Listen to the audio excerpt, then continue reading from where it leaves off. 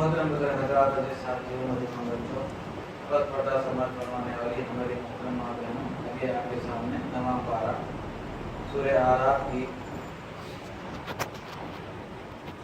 163, 164, 165, 166 आयत शरीफा ज़बरदस्त तिलावत की गई है।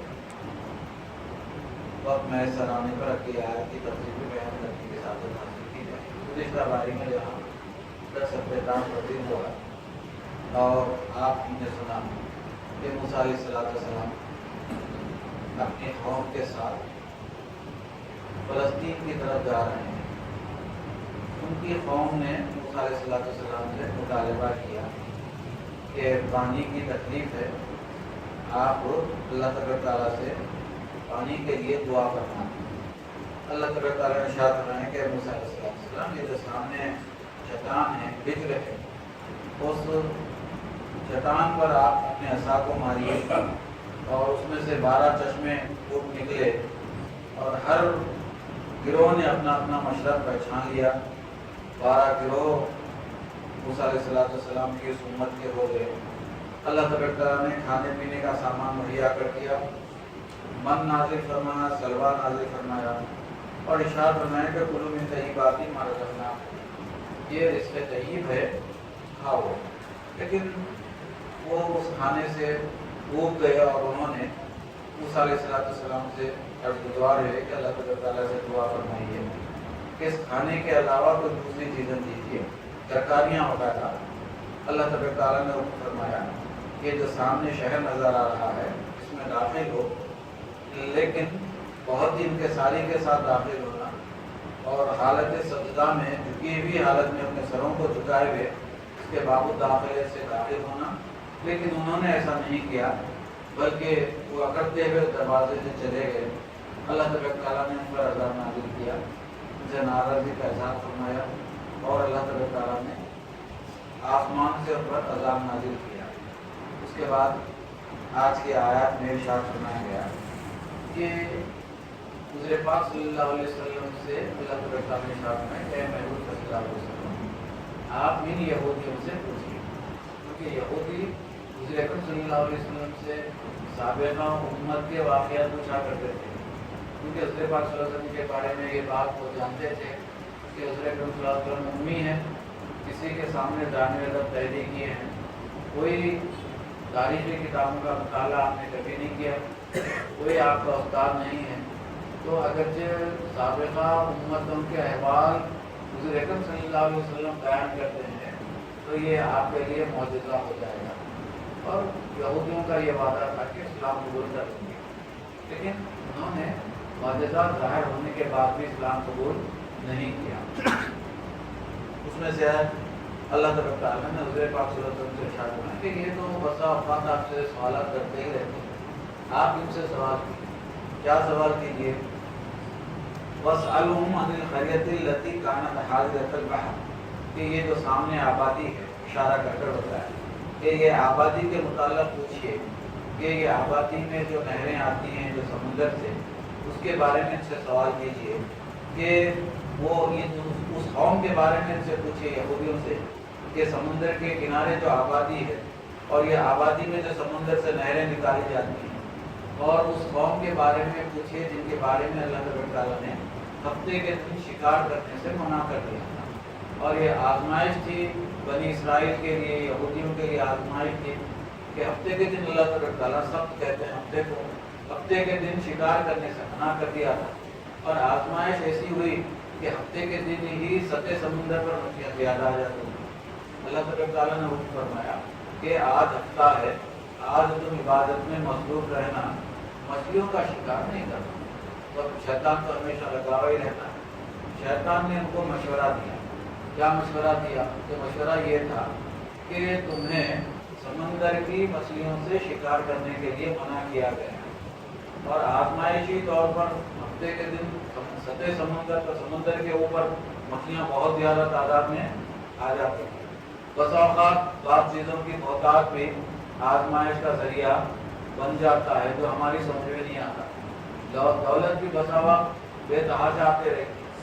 हम समझते हैं कि ये हमारी काबिलियत का नतीजा है, یہ ہماری محنت کا ہے، دولت میرے پاس آ رہی ہے، لیکن کسی چیز کی بھی بہتات ہو جانا، خود یہ سمجھنا کہ ممکن ہے کہ اس میں اللہ تعالیٰ ہماری آزمائش رکھا ہوگا. جیسا کہ بنی اسرائیل کے لیے آزمائش ہو گئی کہ ہفتے کے دن مچھلیوں کا شکار کرنے سے منع کیا گیا، اور عجیب اتفاق ایسا ہوتا ہے کہ ہفتے کے دن ہی مچھلیاں زیادہ تعداد میں آ جاتی.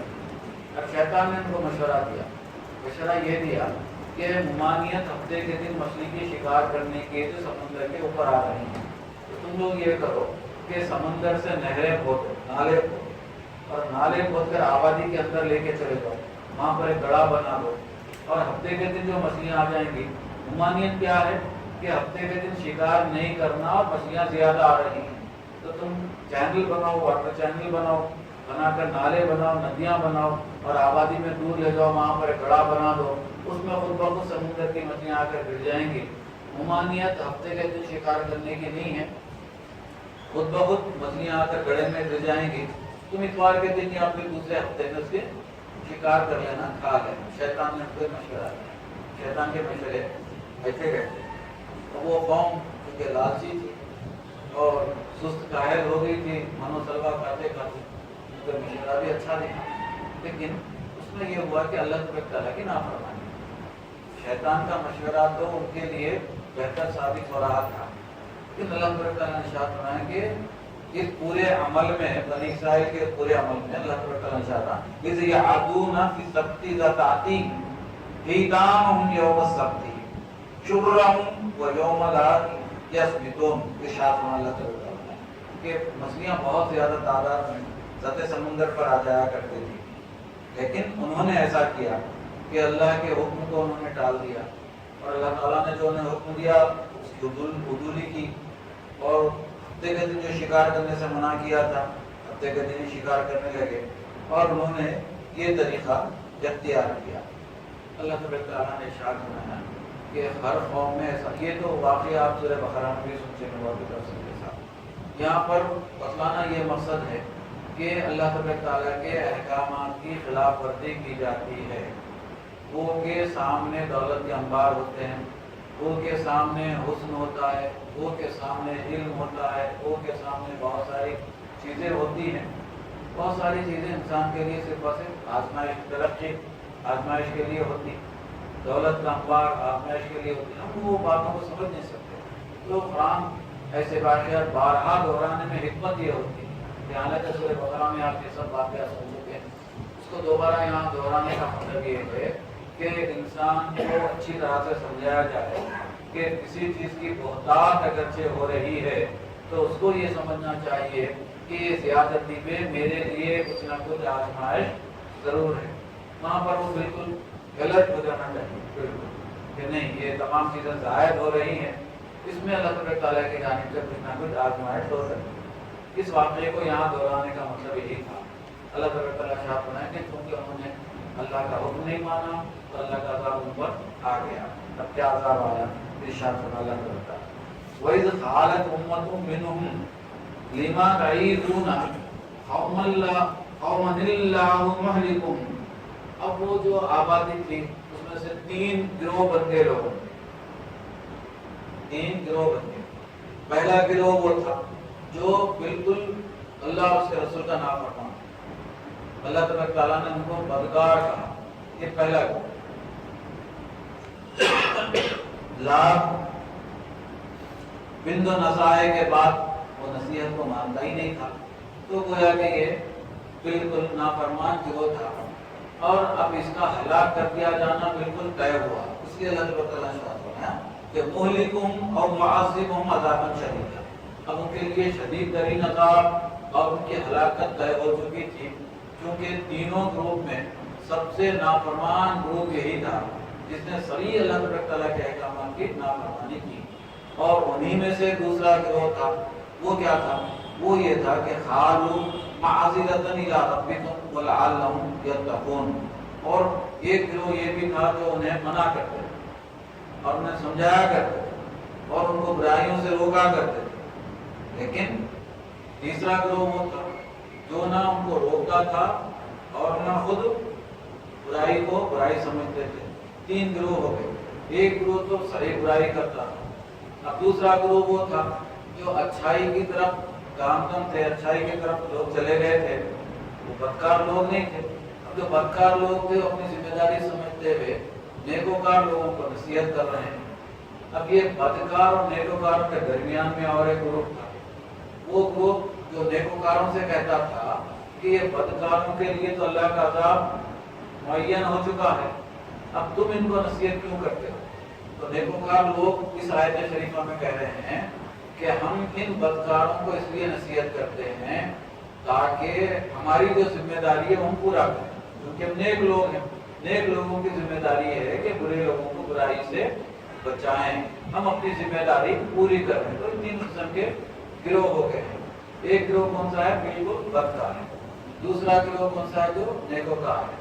تیسرا گروہ کون سا ہے؟ تیسرا گروہ وہ ہے جو نیکوکاروں سے کہہ رہے ہیں کہ تم بدکاروں کو کیوں روک رہے ہو بدکاری سے، کیونکہ وہ بدکاری نہیں کر رہے ہیں، لیکن نیک لوگوں کو بدکار لوگوں کو نصیحت کرنے سے روک رہے ہیں۔ یہ تین گروہ ہو گئے۔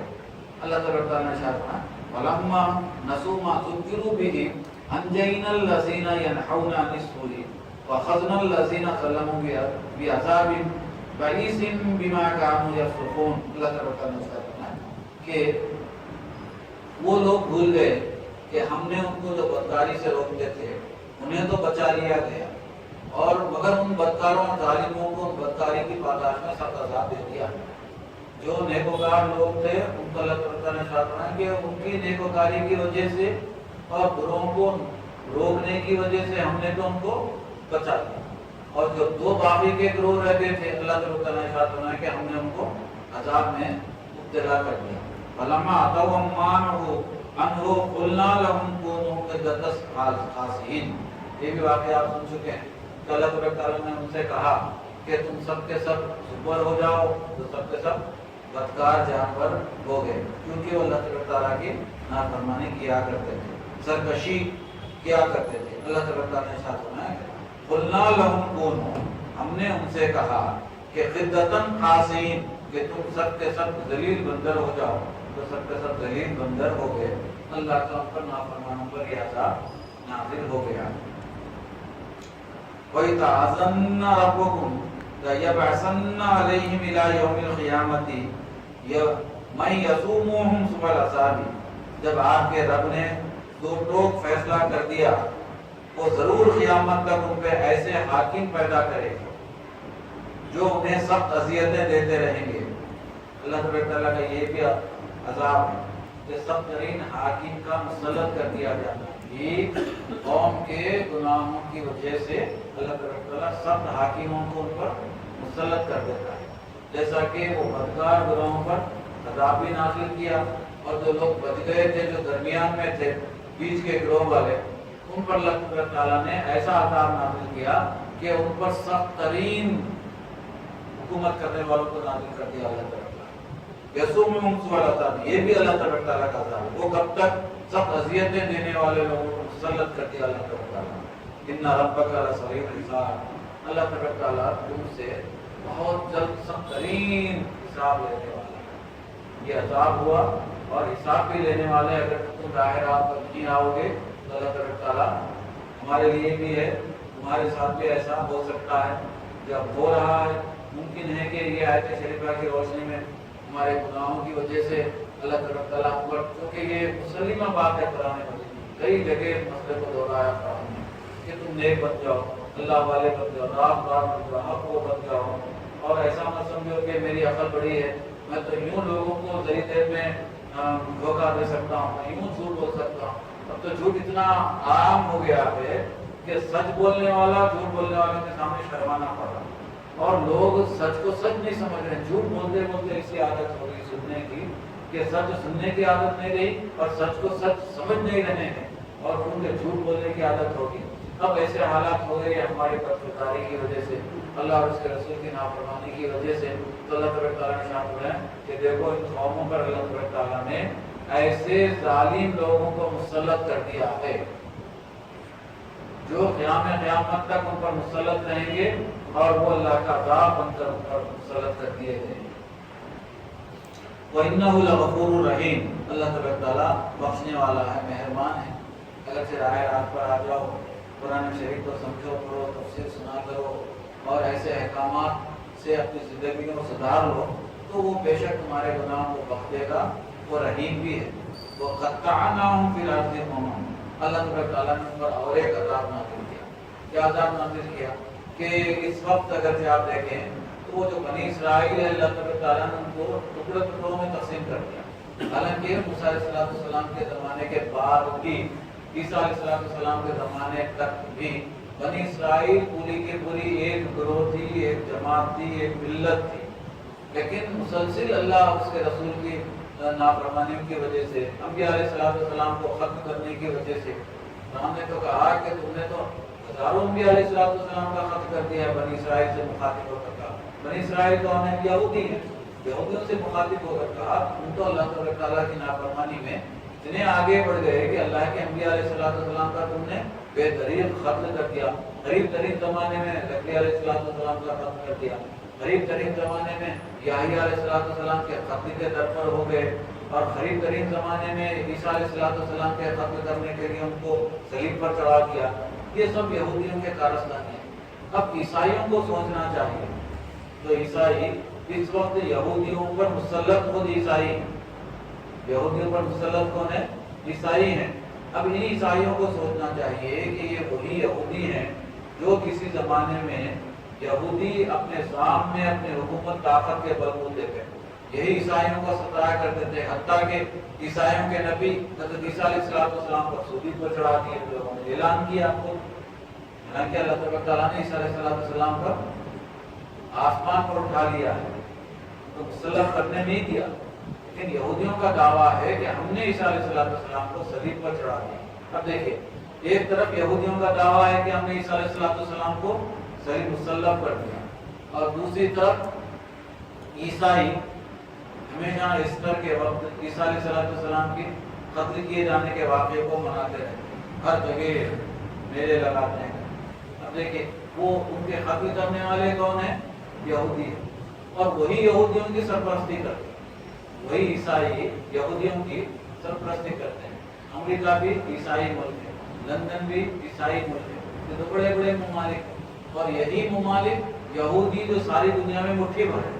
अगरचे इस वक्त भी ये अमेरिका और यूके, ब्रिटिश जो ईसाई मजहब रखते हैं, ये लोग अगरचे यहूदियों के सर पर से हाथ अपना हटा लें, तो अल्लाह ताला ने क्या कहा कि यहूदियों को अल्लाह ताला ने मुख्तलिफ ग्रोह में तक़सीम कर दिया। उनकी जो एकजहती थी, उनकी जो स्ट्रेंथ थी, किसी ज़माने में अल्लाह ताला ने उसको तोड़ दिया, पारा पारा कर दिया। अब मौजूदा ज़माने में भी यही हाल है। आप समझते होंगे कि फ़लस्तीन में यहूदियों की हुकूमत है, नहीं, फ़लस्तीन में यहूदियों की हुकूमत नहीं है। दरअसल देखा गया तो फ़लस्तीन में अमेरिका की, बरतानिया की ही हुकूमत है, क्योंकि अमेरिका और बरतानिया की सरपरस्ती से ही यहूदी कायम है और यहूदी मुमलिकत कायम है। अब ये जितना भी सिनेरियो है देखा गया, तो फिर यहूदियों को सताने वाले ईसाई हैं, ईसाइयों को सताने वाले यहूदी हैं, और ये दोनों मिलकर मुसलमानों के पीछे पड़े हुए सारी दुनिया में, मुसलमानों की जिंदगी को अजीरन करके रखती हैं दोनों में। हालांकि देखा गया सारे किताब में, कुरान में, तौरात में ये एक दूसरे से मुतहारिब हैं, जंगें लड़ी हैं इन लोगों ने आपस में। अल्लाह ताला ने इरशाद फरमाया कि हमने फिल अर्ज़ि उम्मा, उनको मुख्तलिफ ग्रोह में, किसको? यहूदियों में मुख्तलिफ ग्रोह में हमने तक़सीम कर दिया। मिनहुमुस सालिहूना मिन दूना ज़ालिका, लेकिन उन यहूदियों में कुछ नेक लोग भी, ये हमेशा से होता है, हर नबी की उम्मत में हुआ है। जहाँ पर नाफरमान बदकार लोग ज़्यादा होते हैं, वहाँ पर चंद मानने वाले भी लोग होते हैं, जिनके अल्लाह ताला ने उन यहूदियों में से चंद लोगों की तारीफ फरमाई, जिनके बारे में फरमाया कि सालिहूना मिनहुम, उनमें से बाज़ नेकोकार लोग भी हैं, बाज़ सालिह भी हैं, जैसे कि अब्दुल्लाह इब्न सलाम रज़ियल्लाहु ताला अन्हु, हालांकि वो यहूदी हैं और वे ईसाई मजहब के मानने वाले हैं और ईसाइयों के किताबों के मानने वाले हैं। तौरात और इंजील के बहुत बड़े आलिम हैं अब्दुल्लाह इब्न सलाम रज़ियल्लाहु ताला, लेकिन अल्लाह ताला ने उनको तौफीक अता फरमाई। जो ईसाइयत और यहूदियत के उस जमाने में सबसे बड़े आलिम थे अब्दुल्लाह इब्न सलाम रज़ियल्लाहु ताला, ان کا دل اللہ تعالیٰ نے شرح صدر فرما دیا اور انہوں نے اسلام کو قبول کر لیا. ان لوگوں کا تذکرہ، ایسے ہی لوگوں کا تذکرہ حضور پاک صلی اللہ علیہ وسلم کے زمانے میں حضرت عبداللہ بن سلام رضی اللہ تعالیٰ عنہ، حضرت ابو ذر غفاری رضی اللہ تعالیٰ عنہ، جو دوسرے ملک سے آ کر اسلام قبول کیے تھے. یہ چند لوگوں کی طرف اشارہ ہے قرآن مجید کا کہ اس زمانے میں بھی موسیٰ علیہ السلام کے زمانے میں، بعد کے زمانے میں بھی چند لوگ ہوئے ہیں ایسے ضرور، صالحون منہم من دون ذالک، کہ ان میں سے ہی چند لوگ ہو گئے ہیں جو نیکوکار تھے، اور ان کے علاوہ جو تھے من دون ذالک، ان کے علاوہ جو تھے وہ بدکار. تو اس کا مطلب کیا ہوا کہ نیکوکار لوگ ہر زمانے میں کم رہے ہیں، تھوڑے رہے ہیں، اور بدکار نافرمان لوگوں کی بھی بہتات رہی ہے. وَبَلَوْنَاهُمْ بِالْحَسَنَاتِ وَالسَّيِّئَاتِ لَعَلَّهُمْ يَرْجِعُونَ. ان اللہ تعالیٰ نے ان کو انعامات دے کر آزمایا. جن لوگوں کو جو نافرمان لوگ ہیں ان کو اللہ تعالیٰ انعامات دیا، مملکت دی، بادشاہت دی، دولت دی. اللہ تعالیٰ نے ان کو آزمایا ہے، آزمایا دولت دے کر، مملکتیں دے کر آزمایا ہے. کیوں آزمایا؟ ارشاد فرمایا لعلہم یرجعون، تاکہ وہ راہ راست پر آتے ہیں، سیدھے راستے پر آتے ہیں. جب یہ آیت شریفہ سے ہمیں بھی معلوم ہو کہ اگرچہ ہمیں بھی حد سے زیادہ دولت وغیرہ مل رہی ہے تو دو باتیں سمجھ میں آ رہی ہیں. یا تو یہ ہمارے لیے آزمائش کا ذریعہ ہو سکتا ہے، یا تو پھر یہ دولت کا صحیح استعمال کر کر ہم دین اسلام کی خدمت کر کر اپنے گناہوں کا کفارہ کر سکتے ہیں. یہ دونوں چیزیں اس آیت کے ذریعے میں بیان کر دی جا رہی ہیں. فَخَلَفَ مِن بَعْدِهِمْ خَلْفٌ وَرِثُوا الْكِتَابَ يَأْخُذُونَ عَرَضَ هَٰذَا الْأَدْنَىٰ وَيَقُولُونَ سَيَغْفَرُ لَنَا. اسلام قبول کر لیا. یہ وہ یہودیوں نے کہا جن کی کسی عورت نے زنا کر ڈالا اور اس کی سزا ان کے پاس سنسار کا. سزا کیا تھا؟ سنسار کرنا. اب چونکہ مذہب اسلام نیا مذہب تھا، اس لیے وہ لوگ اس خیال میں تھے کہ اس نئے مذہب میں سنسار کے بجائے کوئی آسان سی سزا ہو. حضرت پاک صلی اللہ علیہ وسلم کے پاس ہے اور کہا کہ یا صلی اللہ علیہ وسلم یہ بہت بڑے قبیلے کی بہت ہی وجاہت والی عورت ہے، اور اگرچہ اس کے لیے سنسار کے علاوہ کچھ اہم سزا مقرر کر دی جائے تو ممکن ہے کہ پورے کا پورا قبیلہ اسلام قبول کر لے گا. حضور اکرم صلی اللہ علیہ وسلم نے ارشاد فرمایا لوگوں سے کہ تمہارے پاس تورات ہے، تورات لے آئے. حضور پاک صلی اللہ علیہ وسلم نے اپنے دستے مبارک سے تورات کو کھولا، حالانکہ آپ تورات پڑھنا نہیں جانتے تھے. آپ نے تورات کھول کے اپنی انگشت مبارک ایک آیت شریفہ پڑھ رکھی اور لوگوں سے کہا کہ اس کو پڑھ کر سناؤ. تورات کی آیت شریفہ کو پڑھ کر سناؤ. آپ نے تورات کھولی، اس پہ انگلی رکھا اور کہا کہ یہ آیت شریفہ کو پڑھ کر سناؤ، حالانکہ آپ نے تورات نہیں پڑھی، آپ کوئی کتاب کا مطالعہ نہیں کرتے تھے. یہ بھی آپ کے معجزہ تھا اللہ تعالیٰ کی جانب سے. وہاں کے لوگ جو تورات کے عالم تھے انہوں نے وہ آیت شریفہ پڑھ کر سنائی، تو اس میں یہ لکھا ہوا تھا کہ زانی مرد اور زانی عورت کو سنسار کر دیا جائے. یہ کس کا حکم تھا؟ یہ تورات کا، تورات کا حکم. حضرت پاک صلی اللہ علیہ وسلم نے ارشاد فرمایا کہ تمہاری شریعت کے مطابق، تمہاری کتاب تورات کے مطابق زانی عورت اور زانی مرد کو سنسار کر دینا ہے. اب ہماری کتاب میں تو صحیح حکم ہے تو ہمارے پاس تمہارے حکم مقدمہ ہے. تو لوگ آزمانے کے لیے حضرت پاک صلی اللہ علیہ وسلم کے سامنے اس طرح سے آ جایا کرتے تھے. اللہ تعالیٰ مدد فرماتا، وہی نازل ہوتی. اور اس زمانے میں چونکہ ابھی شریعہ احکامات مکمل نہیں ہوئے تھے، لوگ آ کر اس طرح سے یہ سمجھتے تھے کہ اسلام ابھی مکمل مذہب نہیں ہوا، لہٰذا اس میں کسی قسم کی گنجائش ہو. اللہ تعالیٰ نے ارشاد فرمایا کہ اب یہ لوگ کیا کرتے تھے، یہ تو حضرت پاک صلی اللہ علیہ وسلم کا واقعہ. اب جو علماء یہود تھے ان کے پاس جب ایسے وجاہت والے دولت مند لوگوں کو لے کر جایا جاتا اور ان سے کہا جاتا کہ تم اتنی دولت لے لو اور جو تورات میں یہ حکم ہے وہ حکم کو بدل دو، تو وہ کیا کرتے تھے کہ تورات تو اپنے سامنے رکھتے، پڑھنا تو سب کو آتا نہیں تھا اور پڑھ کر سناتے، لیکن اس میں حکم بدل دیتے. تورات کو پڑھ کر سناتے لیکن اس کا حکم بدل دیتے. کوئی ہلکی سی سزا مقرر کر دیتے. سزا تو سمسار ہے، اس میں تو لکھا ہوا، لیکن دولت لے کر دولت کے احکامات کو بدل دیتے تھے. اللہ تبارک تعالیٰ نے ارشاد فرمایا کہ وہ لوگ اس طرح سے کیا کرتے تھے. کیا کرتے تھے کہ دنیا کا مال لے لیتے تھے اور اپنی آخرت کو خراب کر لیتے تھے اور دولت کے احکامات کو بدل دیا کرتے تھے. یہ کون سے لوگ تھے؟ یہ وہ لوگ تھے جو پہلے والوں کے بعد والے جانشین. تو پہلے والے تو نیک لوگ، پہلے بات تو خلف تھے.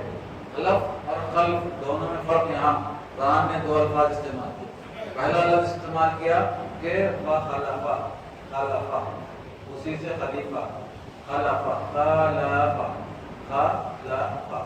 خا کے اوپر بھی زبر ہے، لام کے اوپر بھی زبر ہے اور بے کے اوپر بھی زبر ہے. تین بھی زبر. پورے کا پورا جنریشن خراب ہو گیا. پورے کا پورا جنریشن کیا ہو گیا؟ خراب ہو گیا. اب کیا نکالے سر؟ ایک لفظ میں سے زبر نکال دو. اگر زبر لگا دیتے تو اولاد نیک ہو جاتی. زبر نکال دیے تو اولاد کیا ہو گئی؟ آسان نہیں ہے. ارے زبر لگا دینے سے نہیں ہوتا. کیا کہا قرآن نے کہ پہلے کے لوگ خلف تھے، نیکوکار تھے، اور ان کے جو جانشین ہوئے وہ کیا ہو گئے؟ خلف ہو گئے. وہ بدکار ہو گئے، ناپکار ہو گئے، نافرمان ہو گئے. وَيَرِثُونَ الْكِتَابَ، اور ایسے لوگ، بدکار لوگ، خلف لوگ کتاب کے وارث ہیں. اب جب ایسے بدخلف، بدکردار اور خلف والے لوگ اگر کتاب کے وارث ہوں گے تو چونکہ وہ بدکار ہیں تو کتاب کو کس طرح سے وہ استعمال کریں گے؟ بدل کر، اس کے احکامات کو بھی بدل کر.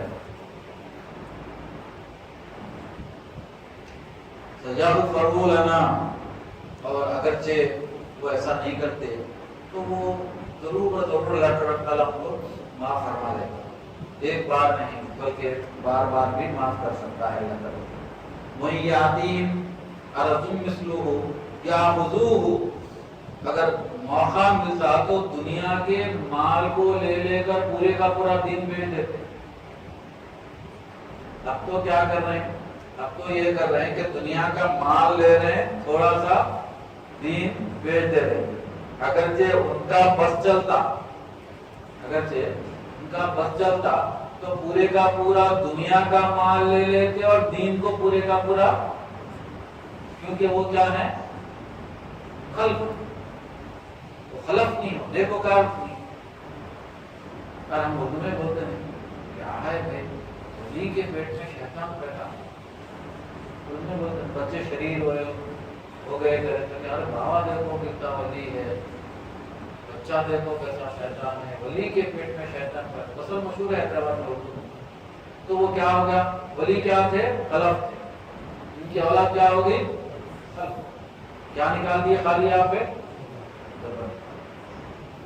اگر زبر برقرار رکھنا رہا، لام کے اوپر زبر برقرار رکھنا رہا تو کتنی محنت کرنا پڑتا. بچوں کو نیک بنانا ہے، بچوں کو نیک بنانا ہے، خیر قوم والوں سے بچا کے رکھنا ہے، دیندار بنانا ہے، تو پھر کتنی کتنی محنت کرنا پڑتا اور کتنی کتنی سیکریفائسز کرنا پڑتا ہے. ابھی دیکھو کہ بہت سارے لوگ یہ سمجھ رہے ہیں کہ سعودی سے لوگ واپس آ گئے. جو لوگ بے روزگار ہو رہے ہیں سعودی سے واپس آ گئے، اور جن کے بچے بڑے ہو رہے ہیں امریکہ سے بہت سارے لوگ واپس آ رہے ہیں. تو ہم یہ سمجھ رہے ہیں کہ وہ امریکہ میں بے روزگاری کی وجہ سے واپس آ رہے ہیں. ایسا نہیں ہے، بے روزگاری کی وجہ سے نہیں. ان کو یہ احساس ہونے لگا ہے ہمارے مسلمانوں کو کہ امریکہ میں رہیں گے، اگرچہ ان کے بچیاں وہاں پر وہ ماحول میں بڑی ہوں گی، پلیں گی، وہ ماحول کا اثر قبول کر لیں گی تو ایک تو ان کے ہاتھ سے نکل جائیں گے. اور امریکہ کا قانون یہ ہے کہ آپ اپنی اولاد کو تاکید نہیں کر سکتے. بچے ماں باپ کے خلاف پولیس میں شکایت کر سکتے ہیں. ایک رنگ کرتے پولیس آتی ہے، آپ کو لے کے چلے جاتے. اگرچہ وہ فون کر دیں کہ ہماری ماں ہم پر تشدد کر رہی ہے، ماں باپ تشدد کر رہے ہیں، ہم پر ٹارچر کر رہے ہیں، تو وہ پولیس آ کر آپ کو لے کے چلے. تو وہ ویسا کیوں ہوا؟ مطلب کہ یہاں سے جو بچے گئے تھے، ہمارے یہاں سے جو بچے گئے تھے سب کے سب خلف تھے. ان کی اولاد کیا ہوگی؟ خلف ہو گئے. نہ بلکہ نہ خلف بولوا اور ایک ہمارے وغیرہ سے لگانے کا زیادہ ہی ہے نا. نہ خلف بولے، خلف لیکیج ہے. اپنا زور دینے کے لیے کیا کرتے ہیں؟ ناخت لگا دیتے ہیں اور زیادہ کرتے ہیں, شدت پیدا کرتے ہیں. وہ بھی رہا ہے ویسے. تو لوگوں کو احساس ہونے لگا ہے کہ اگرچہ وہاں رہیں گے مغربی مظاہرے میں تو مغربیت ان کے ذہنوں پر چھا جائے گی, اور وہ جو کلاس روم میں جو ان کا طریقہ ہے وہاں اٹھنے بیٹھنے کھانے پینے کا رہنے کا, اس کی وجہ سے ہمارے بچیاں برباد ہو جائیں گے.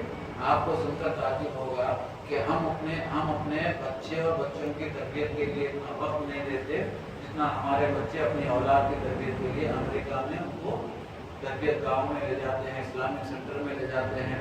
جاب سے سیدھے کا سیدھا اسلامک سینٹر میں جاتے ہیں, سیدھا اسلامک سینٹر میں جائیں گے, وہاں پر اثر مغرب عشاء کی نماز پڑھیں گے, پھر اس کے بعد وہاں پر قرآن مجید کی تلاوت ہوگی, وہاں پر فوائد ہوں گے, اور وہاں پر پکوان کا بھی انتظام رہتا ہے. آپ کو سن کر تعبیر ہوگا بات بات چیزیں ہیں تو مسلمانوں میں مجھے تو بہتر لگتا ہے. بات بات چیزیں کیا رہتی ہیں؟ بہتر لگتی ہیں.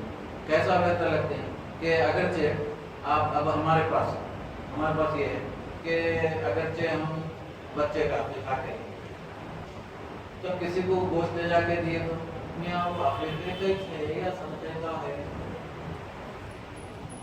میں آپ کو سبزے کا گوشت دے دوں گا. نہیں پوچھ رہا ہوں بابا میں کیا نہیں پڑھتا ہوں کیونکہ زندگی میں ایک لقمہ بھی آرام کا نہیں کھایا, حالانکہ ریٹائرمنٹ کے بعد گاڑی چھوڑ کے مسجد کرنا شروع کیا. مگر بابا یہ ہے کہ میں زندگی بھر تقوی کی زندگی گزارا, میں آبکاری میں کام کرتا تھا, تقوی کی زندگی گزارا, آبکاری میں تقوی کی زندگی, جنگلات میں تقوی کی زندگی گزارا. ہمارا ایک دوست ہے وہ بہت ہی نیک اور اچھا ہوتا ہے, لیکن پولیس اس کو سزا کے طور پر ایک مرتبہ کیا کرے تو نام بلی چوراہے پر ٹریفک میں ڈالے تو ٹریفک کے جو کانسٹیبل ہے وہ ذرا ٹھیک ہے, پہلے تو ایسا نہیں تھا کہ انہوں چالان پکڑ کے لانا, وہ کرنا یہ کرنا, سب چالان کرتے رہے. پبلک کو سزا, انہیں وہ کام نہیں کرنا, انہیں وہ کام نہیں کرنا. آفیسروں کی تکلیف ہوتی ہے, نہیں صبح سے شام تک کسی کو لا رہا نہیں, سب کو چھوڑ دے رہا, اس سے مارا چھوڑ دے رہا, سب کا نقصان ہو رہا, اس کا تبادلہ کر نہیں ٹریفک میں مناسب جہاں جا رہا غریب پریشان حال ہو گیا. میرے سے دوست بھی میرے سے کچھ حضرت ایسا, میں تو پریشان نہیں ہوا ہوں, جتنی تنخواہ ملی کھا کے خوش ہوں, مگر میری وجہ سے دوسرے لوگ بہت پریشان, میں کیا کروں. تو بس مشورہ دیا آپ یہ کرو, آپ کو یہ میں غلط جگہ آ گئے, آپ غلط جگہ آ گئے, آپ ایک کام کیجیے کرو کہ وہ کمشنر آفس پہ چلے جاؤ, اور جہاں پر فون کالس ریسیو ہوتے ہیں, فون کال جہاں پر ریسیو ہوتے ہیں وہاں پر آپ ٹرانسفر کرا دو. وہاں پر کام کرنا تو رہتا نہیں, فون کال ریسیو کرنا, دوسرے کنسرن پی ایس کو فارورڈ کر دینا, 100 آتے ہی فارورڈ کرنا.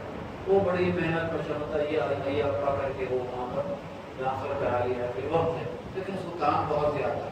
بولا میاں دیکھ گیا تو وہ برائیوں سے بچو, یا نیکی کے راستے پر چلنا ہے تو نیکی کا راستہ ہمیشہ پرخطر ہی رہا.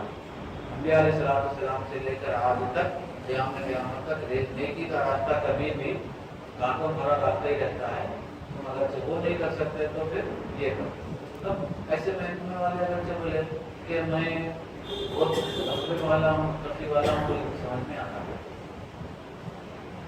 مگر پھر بھی میرے مشاہدے میں ہے کہ بعض ایسے لوگ بھی ہیں موجود جو زمین فروش نہیں ہے, تو حقیقت میں متقی اور پرہیزگار ہیں, وہ کہ اچھے محکموں میں نہیں ہیں. اس کے باوجود بھی میں چند لوگوں سے واقف ہوں, چاہے وہ کوئی بھی ڈپارٹمنٹ ہو, لیکن اس میں ملک تصویر کی زندگی گزارنا ہے, ان کو بڑی کٹھنائیوں کا, مصیبتوں کا سامنا کرنا ہے. وہی آفیسر ان کو میں دیکھا کہ 10 سال ان کا پروموشن ہی نہیں, 12 سال کا پروموشن, کون پروموشن دیں گا آپ کو, کیونکہ آپ کا پرفارمنس اچھا نہیں, پرفارمنس اچھا رہا تو پروموشن ہوگا, پرفارمنس اچھا نہیں ہے تو پروموشن نہیں ہوگا. تو میں آپ کی خدمت میں یہ عرض کر رہا تھا کہ اللہ تبارک تعالیٰ اگرچہ موقع دیا کبھی سدھرنے کا اور سدھر گئے تو وعدہ فرمایا کہ میں ان کو معاف کر دیتا ہوں، لیکن ایسا نہیں ہونا چاہیے کہ وہ ساری کی ساری دنیا کی زندگی اپنی زندگی دے دے کر اور اپنے مذہب کو لے لے، ساری دنیا کی دولت لے لے اور اپنے مذہب کو بیچ دے. ایسا نہیں. اگر ایسا ہو گیا تو ان کے لیے کوئی معافی کا راستہ. یہ گروہ کیا کر رہا ہے کہ دنیا کی دولت لے رہا ہے، تھوڑا سا دین بیچتا ہے. لیکن اللہ تبارک تعالیٰ نے فرمایا کہ بعض لوگ ایسے بھی ہوتے ہیں جو ساری دنیا کی دولت کو لے لیتے ہیں اور سارے دین کو بیچتے ہیں. ان کے لیے تو سخترین عذاب ہونا ہی ہے اور ہو کر رہے گا. حالانکہ علم یؤخذ علیہم میثاق الکتاب الا یقولوا علی اللہ الا الحق ورسولا ما فیہ. ارشاد فرمایا اللہ تعالیٰ نے کہ حالانکہ اس کتاب میں یہودیوں کے بارے میں تو اس کتاب میں ان سے پختہ عہد لیا گیا تھا. کس بات کا عہد دیا گیا تھا؟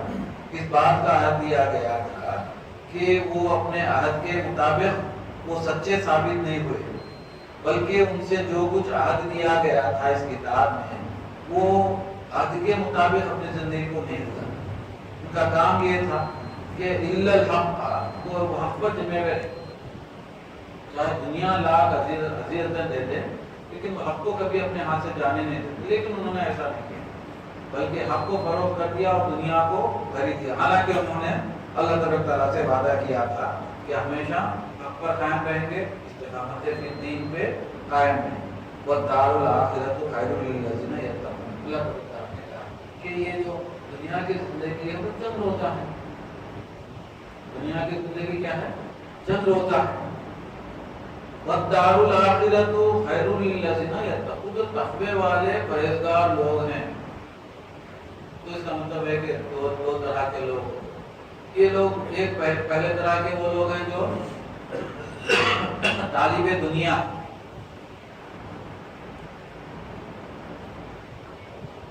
پہلی طرح کے لوگ کون سے ہیں؟ جو طالب دنیا، وہ ہمیشہ دنیا کی طرف میں رہے. اور دوسرے وہ لوگ ہیں جو طالب مولا، طالب آخرت، ان کے مد نظر ہمیشہ آخرت ہے. اب یہاں ان لوگوں کا تذکرہ کرنا، پہلے دنیا والوں کا تذکرہ. جو طالب دنیا اور جو طالب مولا ہیں ان کے بارے میں ارشاد فرمایا تو دار الآخرۃ خیر للذین یتقون. پرہیزگار اور متقی لوگوں کے لیے تو آخرت کا گھر ہی بہت بہتر ہے. کیوں؟ جو ہمیشہ ہمیشہ رہنے والا ہے، اور یہ جو دنیا ہے وہ ہمیشہ رہنے والی نہیں ہے. ایک نہ ایک دن یہ دنیا کو فانی ہونا ہے، قیامت آنا ہے، حشر برپا ہونے والا ہے، اور یہ دنیا باقی رہنے والی ہرگز نہیں ہے. تو پھر دار الآخرہ ہے جو ہمیشہ رہنے والا ہے، اس کے پیچھے محنت کرنا چاہیے، اس کی تیاری کرنا چاہیے. لاکھ اس دنیا کی زندگی میں دنیا میں زندگی گزار لیجیے، یہ ہمیشہ رہنے والی نہیں. اور اللہ سے ڈرنے والے تو وہ بہترین ہیں جو آخرت کی تیاری کرتے ہیں. والذین یمسکون بالکتاب واقاموا الصلاۃ. یہ کون لوگ ہیں؟ یہ وہ لوگ ہیں جو کتاب، اللہ کی کتاب کو مضبوطی سے پکڑے ہیں. مطلب یہ ہے کہ شرعی احکامات پر عمل کرتے ہیں. اللہ کی کتاب کو مضبوطی سے پکڑنے کا مطلب یہ ہے کہ اس کی تلاوت کرتے ہیں، اس کو پڑھتے ہیں، اس کو سمجھتے ہیں اور اس پر عمل کرتے ہیں. یہ مطلب ہے اللہ تعالیٰ کے ساتھ کتاب کو پکڑ کر رکھتے ہیں وہ، اور پھر اور اس کے احکامات پر بھی چلتے ہیں. صرف تلاوت نہیں کرتے بلکہ تلاوت بھی کرتے ہیں، اس کی تفسیر بھی پڑھتے ہیں لفظ لفظ، اور اس کو سمجھتے بھی ہیں، پھر اس پر عمل بھی کرتے ہیں. یہ وہ لوگ. اور ان کا دوسرا وصف کیا ہے؟ واقاموا الصلاۃ. وہ ہمیشہ نماز کے پابند ہوتے ہیں، وہ نماز بھی پڑھتے ہیں. انا لا نضيع اجر المحسنین. اللہ تعالیٰ نے وعدہ فرمایا جو ایسے نیکوکار لوگ ہیں ان کے اجر کو اللہ تعالیٰ کے ثواب کو اللہ تعالیٰ کبھی بھی ضائع نہیں کرتا. اپنے درجات بلند ہوتے ہی رہتے. تو ظاہر ایسا دیکھتا کہ وہ لوگ غریب ہیں اور فقیر ہیں، تنگدست ہیں، لیکن اللہ تعالیٰ کی نگاہوں میں ان کے بہت زیادہ وقیت. تقوی والی زندگی گزار، اللہ سے ہمیشہ ڈرتے رہتے ہیں، جن کے دلوں میں خشیت الہی ہوتا ہے، حب رسول ان کے دلوں میں ہوتا ہے، تو ظاہر ایسے معلوم ہوتا ہے کہ غریب ہیں، مفلس ہیں، کمدست ہیں، لیکن اللہ کی نگاہوں میں ان کا درجہ بہت ہی بلند ہوتا ہے، کیونکہ وہ دنیا سے اتنا ہی دل لگاتے ہیں جتنا کہ دنیا کی ضرورت ہوتی ہے۔ دنیا سے اتنا ہی دل لگانا چاہیے جتنا کہ دنیا کی ضرورت ہے، اور یہ شرع میں بالکل صحیح بات بتائی جا رہی ہے کہ شریعت میں ایسا کبھی بھی نہیں کہا گیا کہ دنیا سے دل موڑ لو، دنیا سے دل موڑنے، رہبانیت کو اسلام نے کبھی بھی فروغ نہیں، تائید نہیں کی۔ وہ باتیں ساری کی ساری دنیا کو چھوڑ کر اللہ کی راہ میں 24 گھنٹے نکل جاؤ، یہ اسلام کا مزاج ہے۔ اور اگرچہ ایسا نکل گئے تو پھر شرعی احکامات کی پابندی نہیں ہوئی تو دین آسان ہو گیا، الدین یسر، چلے گئے، کچھ کرنا ہی نہیں ہے۔ اصل یہ ہے کہ گھر میں رہ کے ماں باپ کی خدمت کر کے، بیوی بچوں کی خدمت کر کے، اور پال کے پوس کے بچوں کی تربیت کر کے، بیٹیوں کی حفاظت کر کے وہ زندگی گزارے تو زندگی ہے، جب زندگی کا مزہ بھی آتا، پتہ بھی چلتا۔ اردو میں مقولہ مشہور ہے، ذرا کما کے دیکھو بیٹے، دال آٹے کا بھوگ معلوم بولتے تھے نا، بہت ہی زندگی بہت ہی دولت اچھا لٹا رہے ہیں، کما کے دیکھو دال آٹے کا بھوگ معلوم۔ اللہ تعالیٰ نے ارشاد فرمایا کہ یہ لوگ وہ ہیں جو مصلحین ہیں، اللہ تعالیٰ نیکوکار لوگوں کا کبھی بھی ضائع نہیں کرتا۔ یہ وہ لوگ ہیں جو کتاب کو پڑھتے ہیں، سمجھتے ہیں اور اس پر عمل بھی کرتے ہیں، اور پھر خاموش رہو، نماز کی پابندی بھی کرتے ہیں، نماز کو ٹھیک ٹھیک ادا کرتے ہیں، وقت پر پڑھتے ہیں، صحیح انداز سے پڑھتے ہیں۔ ان لا مضيع اجر المحسنین، اللہ تعالیٰ نے ایسے نیکوکار لوگوں سے وعدہ کیا کہ ان کے اجر و ثواب کو کبھی بھی ضائع نہیں کرے گا۔ وَإِذْ نَتَخْنَا الْجَبَلَ، اور ان بنی اسرائیلوں کو وہ وقت بھی یاد ہوگا جب کہ فوقہم کأنہم ذلۃ وظنوا انہم واقعون بہم، کہ بنی اسرائیل کو وقت بھی یاد رکھنا چاہیے جبکہ ان کے علماء پر اللہ تعالیٰ کے حکم سے پہاڑ کو اٹھا لیا گیا تھا۔ یہ بھی ساری واقعے کو آپ نے سورہ بقرہ میں سن چکے ہیں، حال کے درس میں بھی آپ نے سنا تھا کہ جب موسیٰ علیہ السلام توریت لے کر آئے تو ان کی قوم نے توریت کو ماننے سے انکار کیا اور کہا کہ اتنی ضخیم کتاب آپ لے آئے، اور اتنی ضخیم کتاب پر عمل کیسے ہوگا، کیسے اس کو مانیں گے، کیسے سمجھیں گے۔ توریت کو ماننے سے بنی اسرائیل نے انکار کر دیا، کہا کہ نہیں، ہم اس کتاب کو ماننے والے نہیں ہیں۔ پھر مطالبہ کیا موسیٰ علیہ السلام سے کہ اگرچہ آپ اللہ تعالیٰ کے پاس جا کر آئیں تو ہم آپ پر اسی وقت ایمان لائیں گے جبکہ ہم اپنی آنکھوں سے اللہ تعالیٰ کو دیکھ لیں اور ہم اللہ سے بات کریں اور اللہ تعالیٰ ہم سے بات کریں۔ سب کا درجہ برابر ہوتا، سب کلیم اللہ ہو سکتے۔ 70 آدمی تو موسیٰ علیہ السلام نے جو علماء یہود سے منتخب کرتے ہیں، دور پر لے جاتے ہیں، طویل واقعہ ہے، آپ سن چکے ہیں، دور پر لے جاتے ہیں، اور پھر جب اللہ تعالیٰ کے دیدار کا مطالبہ کیا جاتا ہے تو اللہ تعالیٰ ان کے سر پر جبرائیل امین کو حکم دیتا ہے، جبرائیل امین ایک پہاڑ کو اٹھا کر ان کے سر پر لاتا ہے۔ ان کو ایسا محسوس ہوتا ہے کہ پہاڑ گر جائے گا تو سب کے سب دب جائے، ان پر پہلے تو موت طاری کر دی اللہ تعالیٰ۔ موسیٰ علیہ السلام گڑگڑا کے دعا کو کہ یا الہ، یہ تو یہودیوں کے علماء ہیں، میں تو تکمیل حجت کے لیے آپ کے پاس لے کر آیا تھا، آپ نے ان پر موت طاری کر دی، ہمیں قوم کو جا کر کیا جواب۔ اللہ تعالیٰ نے ان کو زندگی واپس کر دی اور زندہ ہو گئے، پھر ماننے سے انکار کر دیا، موسیٰ علیہ السلام پر ایمان نہیں لایا۔ اللہ تعالیٰ نے جبرائیل امین کو حکم دیا، جبرائیل امین پہاڑ اٹھاتے ہیں اور ان کے سر پر لا کر ہو گئے۔ اب جب دیکھتے ہیں کہ پہاڑ اگرچہ گرا دیا جاتا ہے تو سب کے سب پوچھتے ہیں، انہوں نے کہا کہ موسیٰ علیہ السلام سے آپ اللہ تعالیٰ سے کہیے کہ یہ عذاب ہم سے ہٹا دیں تو ہم ایمان لے آئیں۔ ان کے وعدہ کرنے پر موسیٰ علیہ السلام کی دعا کرنے پر اللہ تعالیٰ نے ان کو پھر نئی زندگی عطا کر دی. حالانکہ یہ واقعہ یہ اشارہ یہ آیت شریف کیا کرتے ہیں استعارے والی آیت شریف اس میں واقعی کو نہیں بیان کیا گیا ہے, صرف ایک اشارہ دے دیا گیا. کیا اشارہ ہے؟ اس میں یہ ارشاد ہونا ہے کہ وَإِذْ نَتَخْنَا الْجَبَلَ فَوْقَهُمْ كَأَنَّهُ ذُلَّةٌ وَظَنُّوا أَنَّهُ وَاقِعٌ بِهِمْ. ایک اشارہ اس کو استعارہ ہے. کیا استعارہ؟ کہ جب ہم نے پہاڑ کو کھیڑ کر ان کے سر پر لا کر کھڑا کر دیا اور لٹکا دیا تو وہ ان کو یہ خیال ہوا کہ بس اب ان پر گرنے ہی والا ہے پہاڑ اور سب کے سب مر جائیں گے. ہم نے انہیں حکم دیا کہ دیکھو اگرچہ ہم تم پر عذاب نازل کرنا چاہتے ہیں تو ایسا بھی عذاب نازل کر سکتے ہیں. اگرچہ ہم تمہیں عذاب سے بچانا چاہتے ہیں تو پھر ہم تمہیں عذاب سے بچا بھی سکتے ہیں. شرط کیا ہے؟ ارشاد فرمایا کہ خذوا ما آتیناکم بقوۃ. کہ شرط یہی ہے کہ تم ہمارے رسول پر ایمان لاؤ اور اس قرآن کے احکامات کو مضبوطی کے ساتھ پکڑ لو. احکامات کو مضبوطی کے ساتھ پکڑنے کا کیا مطلب ہے؟ کہ قرآن کے احکامات جس کو شریعت کہتے ہیں اس پر پابند ہوگا.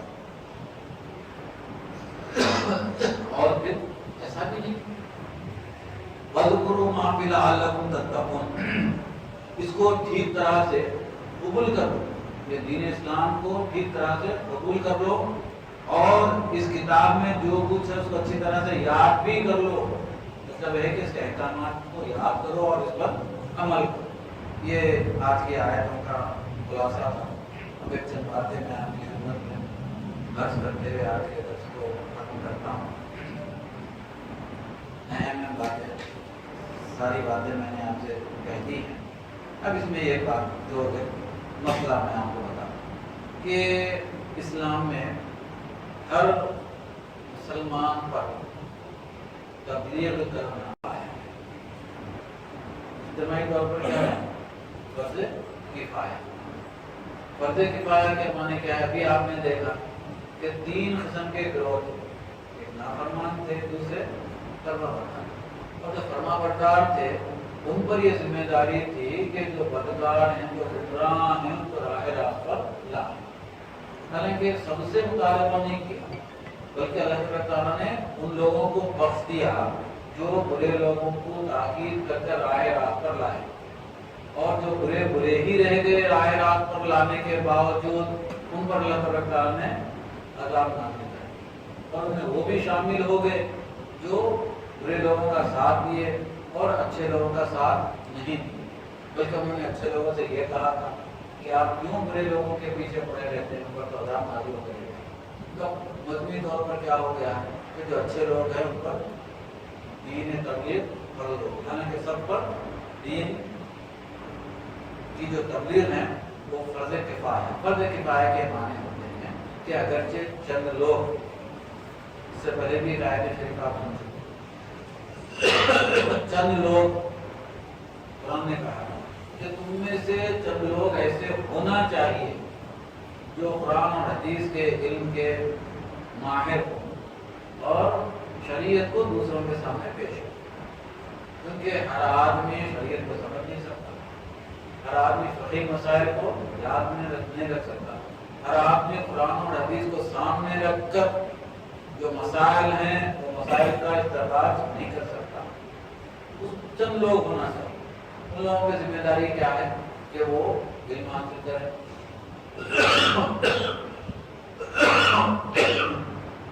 اور جو لوگ علم حاصل نہیں کر سکتے, سب کے بس کی بات نہیں ہوتی, تو جو لوگ علم حاصل کرتے ہیں ان کی ذمہ داری یہ ہے کہ جو لوگ علم حاصل نہیں کر سکے ان تک علم پہنچائیں.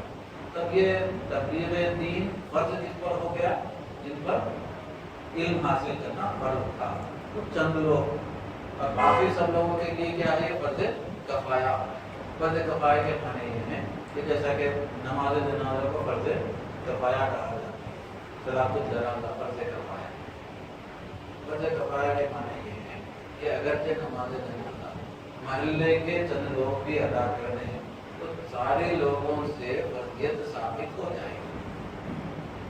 لیکن سارے محلے میں سے ایک آدمی بھی نماز جنازہ اگر ادا نہیں کیا تو پھر سارے لوگ محلے کے گناہگار ہو جائیں.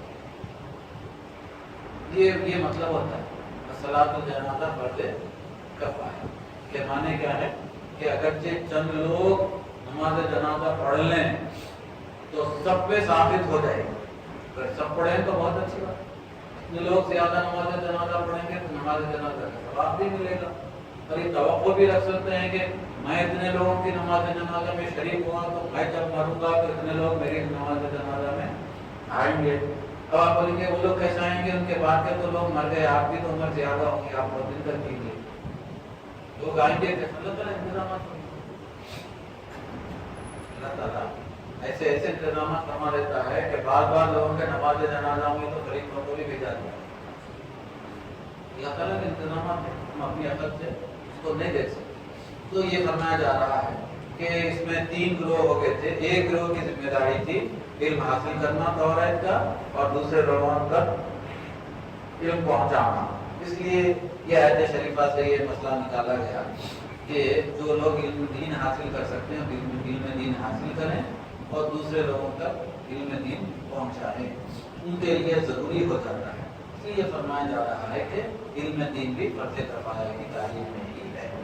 اس کے بعد اور ایک جو مسئلہ آخر میں آپ کی خدمت میں عرض کرنا ہے, اس میں سے ایک یہ ہے کہ اللہ تعالیٰ نے فرمایا ہے کہ کتاب کو مضبوطی سے پکڑے رہو. کتاب کو مضبوطی سے پکڑے رہنے کی تفصیل میں یہاں بیان کیا جا رہا ہے کہ اس کے معنی یہ ہیں کہ ہمیشہ کتاب کی. اور اب آج کل کے زمانے میں ایک بہت ہی غلط رواج نکل رہا ہے جو اچھا بھی ہے خراب بھی ہے. اچھا کیا ہے کہ تمام صورتوں کے بکلیٹس ایک پارہ ہم نکال دیے. اب بعض لوگوں کو عادت ہوگی کہ میں روزانہ شام سے بھی بولنے لگے ہوں, روزانہ فجر کی نماز میں بغیر یاسین کے میں گھر سے نکلتا ہوں. اب کیا ہو جا رہا معلوم ہے, وہ ایک یاسین پڑھنے کی عادت ہو جائے, اس کے بعد کیا صورت ہے, اس سے پہلے کیا صورت ہے, دوسری صورت پڑھنے کی عادت رہی نہیں. اگرچہ آپ فجر کی نماز کے بعد سورہ یاسین شریف کی تلاوت کرنے کے آتے ہیں, ضرور کیجیے, روزانہ کیجیے, بلا ناغہ کیجیے, کئی مرتبہ پڑھیے, لیکن قرآن شریف سے پڑھیے. کیا کیجیے آپ, قرآن شریف سے پڑھیے. اگرچہ میں آپ کو سمجھاتا ہوں, ایک یاسین شریف اگرچہ آپ جس کے میں سمجھتا ہوں 83 آیتیں ہیں, اور یہ 83 آیتیں پڑھنے میں آپ کو زیادہ سے زیادہ 7 منٹ لگتے. سے اگرچہ آپ روزانہ پڑھ رہے ہیں تو زبان صاف ہو جاتی ہے, غلطیاں نہیں رہتی, پھر بھی دوسروں کو سنا لیتے. روزانہ پڑھنے سے یہ نہیں ہو جاتا کہ میری غلطی نہیں ہوگی, ایسا نہیں, کیونکہ ایک مرتبہ جو غلطی ہو جاتی ہے زندگی پر غلطی چاہیے. میں آپ کو غلطی بتاتا ہوں, جیسا کہ ہماری بھی عمر اتنی ہو جاتی ہے لیکن وہ غلطی نہیں جاتی, پڑھنے والے حافظ صاحب ہو جاتے. مثال کے طور علم ترى كيف فعل ربك بأصحاب الفيل. علم يجعل کیا ہے یہاں پر, علم یجعل, یجعل میں جیم کیا ہے, ساکن. یجعل یہ جیم عین لام, یجعل تو جیم یہاں پر ساکن. اب بچپن میں ہم کیسا پڑھ لیے تھے, ولم یجعل, کیسا پڑھ لیے تھے, ولم یجعل پڑھ. تو وہ ولم یجعل پڑھ لیے تھے تو ساری زندگی پر ولم یجعل ہی پڑھنا کیا تھا, چاہیے تھا ولم یجعل پڑھنا چاہیے تھا, لیکن ولم یجعل یاد ہے, ولم یجعل ہی پڑھتے. وہ غلطی کا احساس ہی نہیں ہوتا. اگر نماز میں پڑھیں گے لیکن غلطی ہی پڑھیں گے کیونکہ غلطی کا احساس نہیں ہوتا ہے. تو بہتر یہ ہے کہ ہم دوسروں کو بھی اپنی تلاوت سنا لیں. تو کیا آپ روزانہ یاسین شریف پڑھتے ہیں, لیکن ممکن ہے کہ روزانہ پڑھنے کے باوجود بھی ہماری تلاوت میں غلطیاں ہو. اب میری آپ سے التجا یہ ہے, درخواست یہ ہے کہ روزانہ ضرور قرآن مجید کی تلاوت کیجیے. اللہ تعالیٰ نے جو ارشاد فرمایا تو اس کو مضبوطی سے پکڑ کر رکھیے. مضبوطی سے پکڑ کر رکھنے کا پہلا حکم اس میں یہ ہے, جیسا کہ میرے سامنے ہے, کہ اس کی تلاوت کی جائے. تلاوت کرنے پر اکتفا نہ کریں, بلکہ اس کے نیچے جو معنی ہیں وہ معنوں کو بھی پڑھا جائے، بلکہ حاشیے میں جو تفسیر ہے اس کو بھی پڑھا جائے۔ ایک ایک سورت لے کے پڑھنے کی عادت ڈالنے کے بجائے ایک ہی سورہ مبارکہ پڑھیے، لیکن قرآن شریف سامنے رکھ کر پڑھیے۔ اگرچہ وقت بچ گیا، توفیق الہی ہو گئی تو ممکن ہے کہ دوسری صورتیں بھی پڑھ لیں گے۔ طریقہ یہ ہے کہ روزانہ ایک پارہ پڑھنا چاہیے فجر کی نماز کے بعد۔ اب پڑھتے رہیے تو اب حافظ صاحب کو تو 15-20 منٹ میں ہوتا ہے، آپ بھی پڑھیں تو شروع میں 45 منٹ ہوتے ہیں، بعد میں آدھے گھنٹے میں ایک پارہ آسانی کے ساتھ پڑھ لیتے ہیں۔ یاسین شریف تو 7 منٹ میں ختم ہوتا ہے۔ دیکھ کر پڑھیے، آہستہ آہستہ پڑھیے، معنی مطالب کے ساتھ پڑھیے، اور ایک مرتبہ میری درخواست یہ ہے کہ دوسروں کو بھی سنا لیجیے اور اس میں شرمائیے مت۔ ہم شرماتے کو ارے میری اتنی عمر ہو گئی، میرا بچہ حافظ ہو گیا، اس کے سامنے میں پڑھوں گا تو کیا بولیں گے، ہمارے باپ کو قرآن پڑھنے نہیں آتا ہو۔ شرمانے کی قطعی ضرورت ہے، کیونکہ جو غلطی ہو جاتی ہے زندگی میں وہ غلطی ہے۔ مضبوطی سے پکڑے اور اس کے بعد مضبوطی سے پکڑنا یہ تلاوت، پھر اس کے بعد اس کو سمجھنا، اس پر عمل کرنا، اس کے تمام احکامات یاد رکھنا بھی مضبوطی سے پکڑنے کے معنی ہے۔ اس کو پہلے تلاوت کرنا، پھر اس کے بعد اس کے معنی پر غور کرنا، اس کے جو مضامین ہیں اس پر غور کرنا، اس کے شان نزول پر غور کرنا، اس کی تفسیر پر غور کرنا۔ پھر مضبوطی سے پکڑنے کے معنی یہ ہے کہ ایسی مبارک محفلوں میں آنا جہاں پر قرآن مجید کو سمجھایا جاتا ہے۔ اللہ تبارک تعالیٰ سے دعا کرتا ہوں کہ حضور پاک صلی اللہ علیہ وسلم کے سامنے میں جو کچھ بھی کہا گیا ہے مجھے آپ کو قرآن حکیم کا عطا فرمائے۔